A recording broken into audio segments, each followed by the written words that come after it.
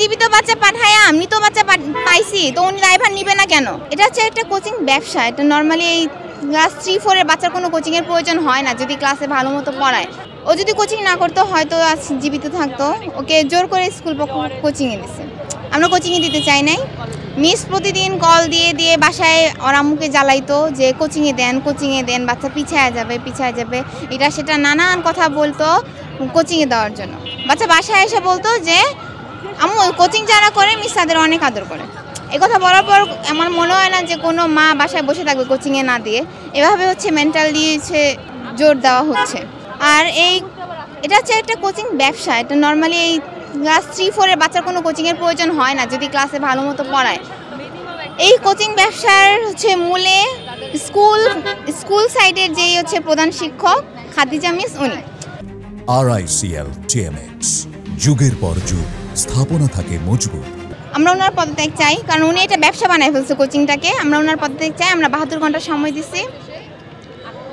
আর আমরা আজকে হচ্ছে শান্তিপূর্ণ মানববন্ধন করতে আসছিলাম, কিন্তু কলেজের একজন টিচার কনক স্যার উনি আমাদের গার্জিয়ানের উপর হাত তুলছে।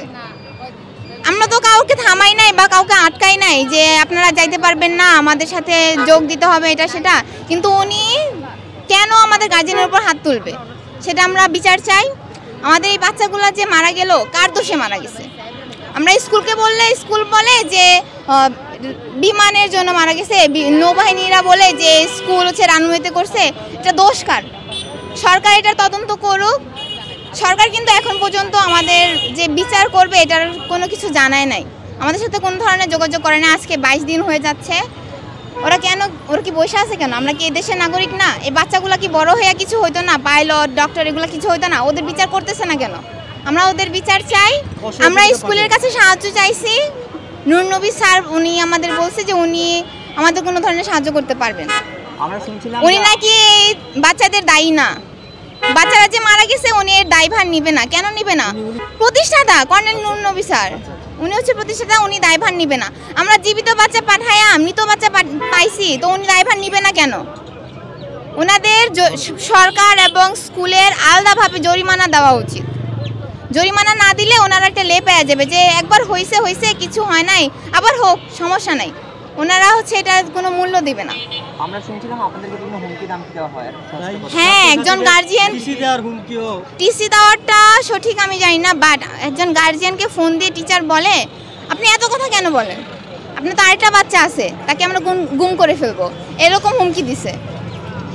স্কুলে বাচ্চা আসে, বাচ্চাকে ঢুকতে দেয় না, তুমি কেন আসো? বাচ্চার বন্ধুকে বলে এই ওকে দেখে রাখো, ওর কিন্তু কিছু করে ফেলবো, এরকম কিছু হুমকি দেয়। টিচার স্কুলের কলেজের টিচার এই স্টুডেন্টকে এভাবে কীভাবে হুমকি দেয়? আমরা হচ্ছে বেশ কয়েকবার আলোচনায় বসছি। প্রথমবার যখন আমরা আলোচনায় বসছি তখন নূর নবী স্যার বলছে উনি কোনো দায়ভার নিবে না। এরপরে কালকে আলোচনায় বসছি, তো উনি আমাদের বলছে যে শিক্ষা মন্ত্রণালয় নিয়ে যাবে।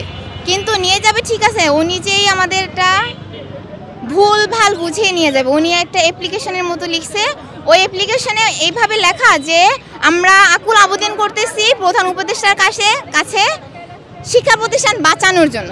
কেন ওনার শিক্ষা প্রতিষ্ঠান বাঁচাইতে হবে কেন? আমাদের বাচ্চা গেছে, আমাদের জন্য বিচার না চেয়ে উনি হচ্ছে প্রধান উপদেষ্টার কাছে আমরা গার্জিয়ান আকুল আবেদন করছি শিক্ষা প্রতিষ্ঠান বাঁচাক, সেখানে মিথ্যা কথা বলে যে গার্জিয়ানের অ্যাটেন্ডেন্সের সাইন নিছে, এই কথা বলে সাইন নিয়ে গার্জিয়ান ডাকাইছে সাইন নেওয়ার জন্য। এটা কোনো কথা?